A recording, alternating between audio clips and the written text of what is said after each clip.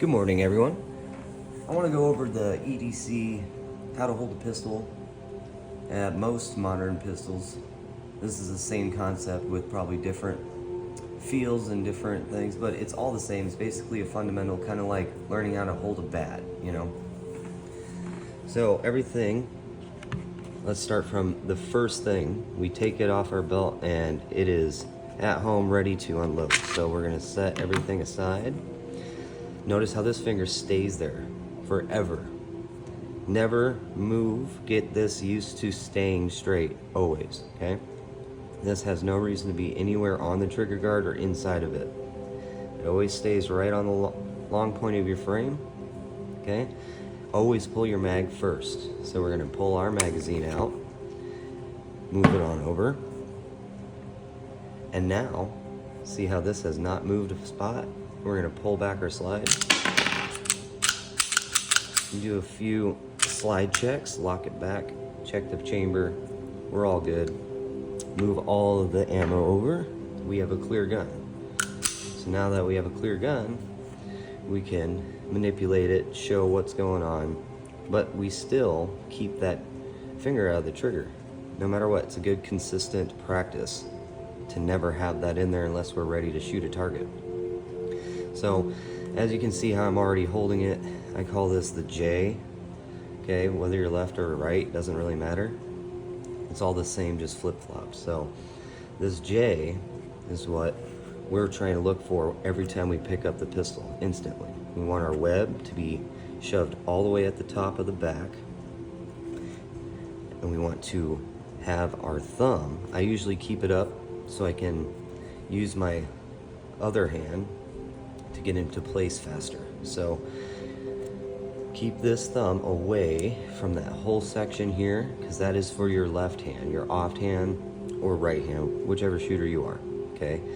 And it's called the bad man's handshake because technically getting your thumb to be straight like your pointer finger, and then these muscles sit with these muscles, how they line up with this J. See how this slides straight with the forearm? So this is going to take the recoil.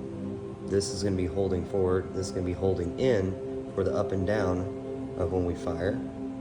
And now we're going to turn.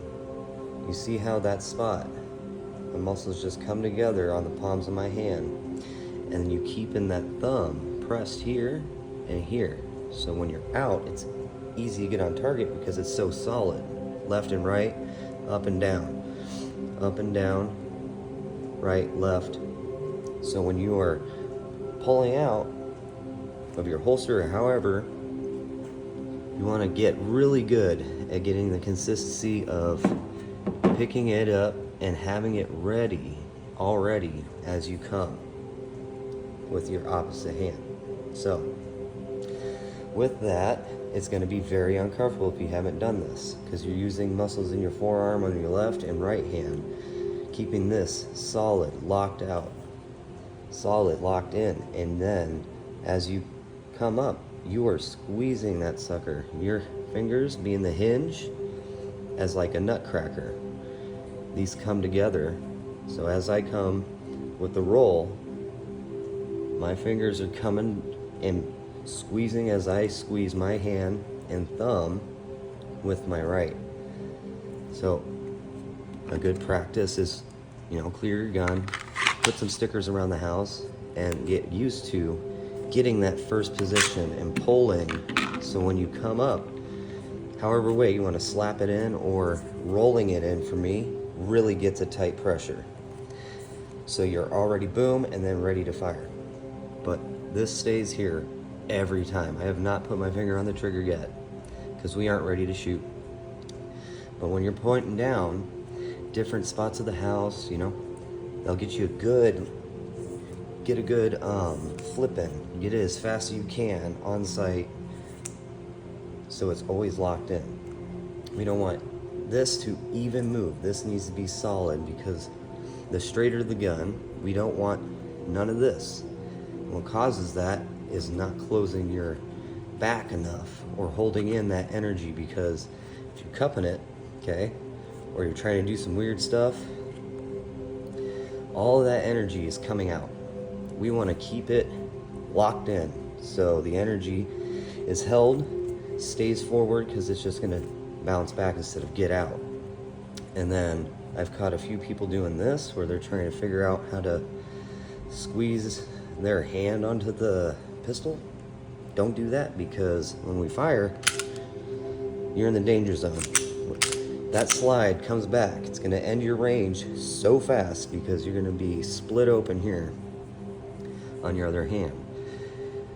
Most pistols kind of give you little edgings and stuff. I know Beretta does, and many more. You know, they have thumb spots to help it make it easier. Just find the pistol that works for you, okay?